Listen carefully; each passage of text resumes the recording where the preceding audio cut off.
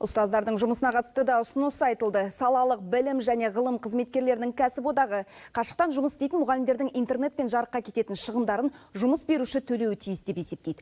Өйткені үйде отырып сабақ беретін ұстаздар күн сайын кемінде 3 сағат компьютерде жұмыс істейді. Сәйкесінше жұмсалатын қуат көзі артады. Оның үстіне жақында білім тарифі қосылады. Осы екеуінің шығынын салалық кәсіподақ заңгерлері есептеп шыққан. Ай сайын бір ұстаздан 1,5 теңге шығады екен. Ал еңбек кодексінің 138 бабы бойынша қашықтан жұмыс істейтін қызметкерді жұмыс беруші барлық құрал жабдықпен қамтамасыз етуге міндетті. Сол себептен кәсіподақ осы мәселенің тез арада шешілуін талап етіп отыр.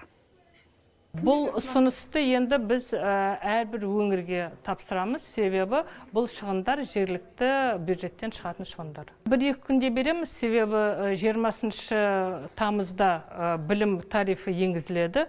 Уже ұстаздар онымен пайдалана бастайды, сондықтан қыркүйек айынан бастап уже өтеу керек.